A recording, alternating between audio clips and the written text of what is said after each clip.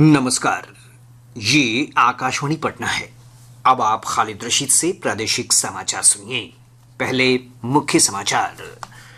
प्रधानमंत्री नरेंद्र मोदी आज नई दिल्ली में आगामी बजट को लेकर अर्थशास्त्रियों के साथ विचार विमर्श करेंगे। केंद्रीय स्वास्थ्य और परिवार कल्याण मंत्रालय ने कहा, आयुर्विज्ञान कॉलेज में परिवर्तित वर्तमान जिला और रेफरल अस्पतालों को केंद्र सरकार की आर्थिक मदद जारी रहेगी। प्रदेश में गंडक, कोसी, बागमती और महानंदा समेत कई नदियों के उफान पर रहने से पूर्वी चंपारण, पश्चिम चंपारण, मधुबनी और सुपौल समेत कई जिलों में बाढ़ की स्थिति में सुधार नहीं, राहत और बचाव कार्य जारी। और केंद्रीय स्वास्थ्य मंत्री जगत प्रकाश नड्डा ने कहा, डेंगू की रोकथाम और प्रबंधन के लिए केंद्र और राज्य स्तर पर जल्द शुरू की जाएगी हेल्पलाइन सुविधा। अब समाचार विस्तार से। संसद का बजट सत्र इस महीने की 22 तारीख को शुरू होगा। वित्त मंत्री निर्मला सीतारमण 23 जुलाई को लोकसभा में केंद्रीय बजट 2024-25 पेश करेंगी। यह नरेंद्र मोदी सरकार के तीसरे कार्यकाल का पहला बजट होगा। आगामी बजट को लेकर प्रधानमंत्री नरेंद्र मोदी आज नई दिल्ली में प्रसिद्ध अर्थशास्त्रियों के साथ विचार विमर्श करेंगे।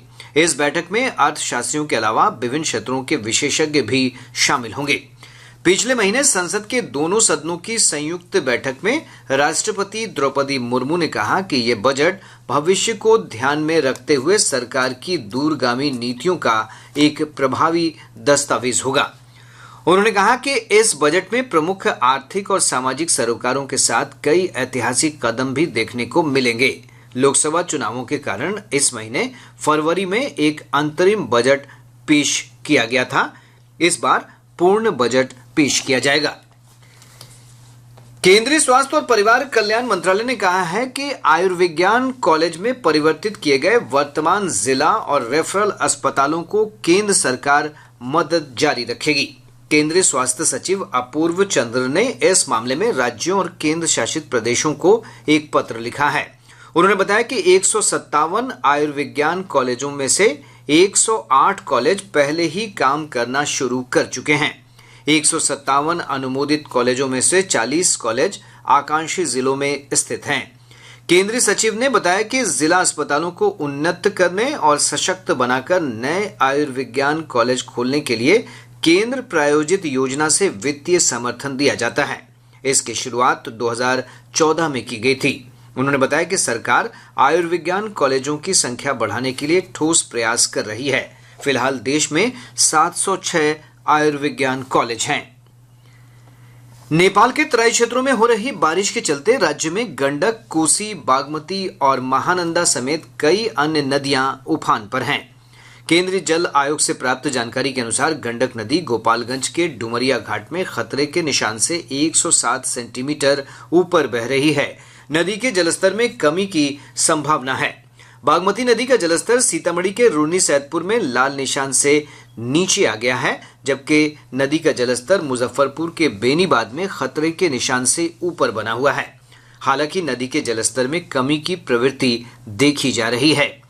कोसी नदी का जलस्तर खगड़िया के बलतारा में और महानंदा नदी का जलस्तर किशनगंज के तैयबपुर, पूर्णिया के ढेंगरा घाट और कटिहार के झावा में लाल निशान से ऊपर बना हुआ है।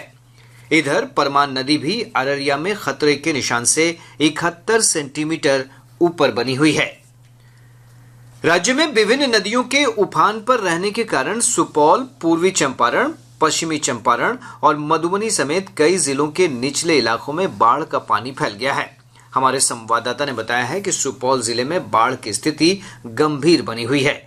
प्रशासन की ओर से पीड़ितों को मदद पहुंचाई जा रही है। बाढ़ प्रभावित अंचल सुपौल सदर, किशनपुर, मरौना, सरायगढ़, भपटियाही और निर्मली के कई पंचायतों में आवागमन के लिए 163 नावों का परिचालन किया जा रहा है।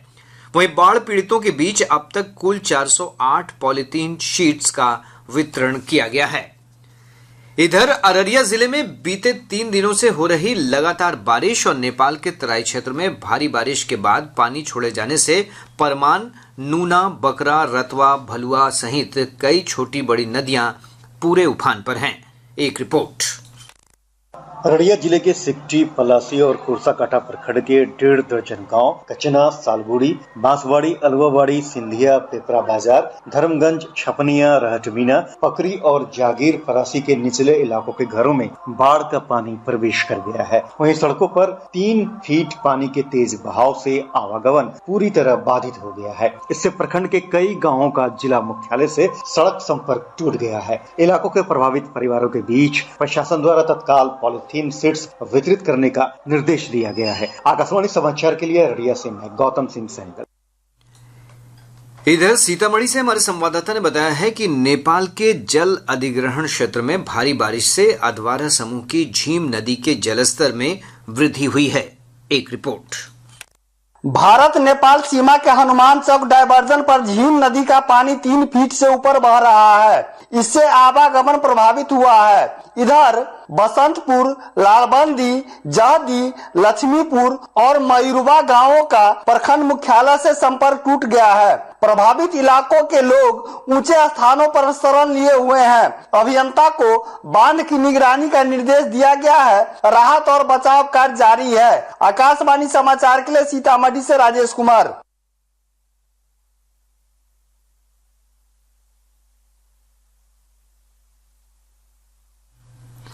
मधुबनी से हमारे संवाददाता ने बताया है कि जिले के मधेपुर प्रखंड में पिछले कुछ दिनों से कोसी नदी के जलस्तर में उतार चढ़ाव लगातार जारी है। कोसी बराज वीरपुर से कोसी नदी में कल शाम 2,42,000 क्यूसेक पानी छोड़े जाने के कारण नदी के जलस्तर में वृद्धि होने लगी है, जिससे मधेपुर प्रखंड के कोसी दियारा इलाके के द्वारक, गढ़गांव, बसीपट्टी, बकुआ, भरगामा और महापतिया पंचायत के लगभग 1 लाख लोग प्रभावित हुए हैं। फिलहाल कोसी नदी के जलस्तर में गिरावट दर्ज की गई है। आकाशवाणी समाचार के लिए मधुबनी से आकिल हुसैन। दूसरी तरफ सहरसा जिले के महिषी प्रखंड के सरडीहा चौक से बलिया सिमर कुंदा जाने वाली सड़क की पुलिया बह गई। सूचना मिलते ही जिला प्रशासन ने पुलिया की मरम्मत करा दी है। केंद्रीय स्वास्थ्य मंत्री जगत प्रकाश नड्डा ने कहा है कि मंत्रालय देश में डेंगू की रोकथाम और प्रबंधन के लिए योजनाएं तैयार कर रहा है। श्री नड्डा डेंगू का प्रसार रोकने की तैयारियों का आकलन करने के लिए नई दिल्ली में समीक्षा बैठक कर रहे थे। उन्होंने कहा कि डेंगू नियंत्रण को लेकर केंद्र सरकार राज्यों के साथ मिलकर काम कर रही है। आने वाले समय में डेंगू के खिलाफ लड़ने के लिए कैसे स्वास्थ्य मंत्रालय आगे कार्य कर रहा है। मैंने अधिकारियों को ये निर्देश दिया कि हम डेंगू के प्रिवेंशन के लिए विशेष योजना चला करके सभी स्टेट्स के साथ बातचीत करके प्रिवेंशन कैसे हो सकता है, इस पर हमको जोर देने की आवश्यकता है। समय समय पर विभाग ने एडवाइजरीज दी हैं, समय रहते ट्रेनिंग भी कराई है सबकी। स्वास्थ्य मंत्री ने बताया कि मंत्रालय 24 घंटे काम करने वाला डेंगू हेल्पलाइन शुरू करेगा। उन्होंने कहा कि राज्यों से अगले 4 दिनों में डेंगू हेल्पलाइन शुरू करने को कहा गया है। शेष खबरें। मौसम विभाग ने कहा है कि अगले 24 घंटों के दौरान राज्य के अधिकतर भागों में मानसून के फिर से सक्रिय होने के आसार हैं। मौसम विज्ञान केंद्र पटना के वैज्ञानिक एस.के. सुमन ने बताया कि अगले 24 घंटों के दौरान राज्य के उत्तरी भागों में कुछ हिस्सों में भारी बारिश की संभावना है। वहीं राज्य के शेष हिस्सों में हल्की से मध्यम बारिश हो सकती है। राज्य में 24 घंटों के अंदर कुछ जगहों पर गरज के साथ वर्षा हो सकती है। राज्य के उत्तरी भाग जो कि हिमालय की तराई के पास है, वहां 24 घंटों के अंदर भारी वर्षा हो सकती है। 24 घंटों के बाद तापमान में 2 से 4 डिग्री सेल्सियस की गिरावट हो सकती है। राज्य के पूर्वोत्तर भाग में हल्की तथा बाकी भाग में मेघ गर्जन मध्यम स्तर की हो सकती है। इधर पिछले 24 घंटों के दौरान किशनगंज के दिघल बैंक में सबसे अधिक 156.4 मिलीमीटर बारिश रिकॉर्ड की गई। निगरानी अन्वेषण ब्यूरो ने आय से अधिक संपत्ति के मामले में बांका जिले के शंभूगंज थाना के प्रभारी ब्रजेश कुमार के आवास और कार्यालय में छापेमारी कर 50,000 नगद समेत चल और अचल संपत्ति से संबंधित दस्तावेज बरामद किए हैं। हमारे संवाददाता ने बताया है कि जिले में 7 सदस्यीय टीम ने थाना प्रभारी के खिलाफ छापेमारी की। वहीं आरोपी के पैतृक घर बेगूसराय में भी छापेमारी की गई है। पटना निगरानी अन्वेषण ब्यूरो के डीएसपी अरुणोदय पांडे ने बताया कि थाना अध्यक्ष के खिलाफ निगरानी थाना पटना में बीती 8 जुलाई को प्राथमिकी दर्ज कराई गई थी। मामले के सत्यापन के बाद दूसरे दिन भागलपुर की विशेष निगरानी न्यायालय ने सर्च वारंट जारी किया था। अब मामले की जांच कर न्यायालय में चार्जशीट दायर की जाएगी। प्रवर्तन निदेशालय ईडी ने आय से अधिक संपत्ति के मामले में शिक्षा विभाग की पूर्व उच्च शिक्षा उप निदेशक विभा कुमारी के खिलाफ कार्रवाई की है। निदेशालय की टीम ने आरोपी की पटना स्थित 2.5 करोड़ रुपए से अधिक की चल अचल संपत्ति को अस्थायी तौर पर जब्त कर लिया है। रुपौली विधानसभा उपचुनाव के लिए मतदान छिटपुट घटनाओं को छोड़कर शांतिपूर्वक संपन्न हो गया। 57.25% मतदाताओं ने अपने मताधिकार का प्रयोग किया है। मतदान के बाद 11 उम्मीदवारों की चुनावी किस्मत ईवीएम में बंद हो गई। मुख्य मुकाबला आरजेडी की बीमा भारती और जनता दल यूनाइटेड के कलाधर मंडल के बीच है। मतों की गिनती 13 जुलाई को होगी। उपभोक्ता कार्य विभाग के लगातार प्रयासों से उड़द की कीमतों में नरमी आने लगी है। उपभोक्ता कार्य, खाद्य और सार्वजनिक वितरण मंत्रालय के अनुसार केंद्र सरकार के सक्रिय उपायों से किसानों को फसल का उचित मूल्य मिल रहा है।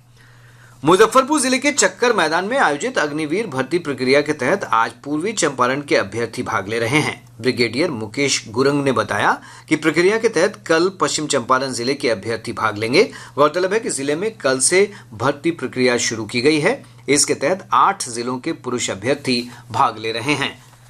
राजस्व विभाग ने कार्य में लापरवाही के आरोप में एक सीओ और एक आरओ को निलंबित कर दिया है। राजस्व और भूमि सुधार विभाग के अनुसार निलंबित अधिकारियों में बोधगया प्रखंड के अंचलाधिकारी अविनाश कुमार और बोधगया के तत्कालीन राजस्व अधिकारी सुमित कुमार शामिल हैं।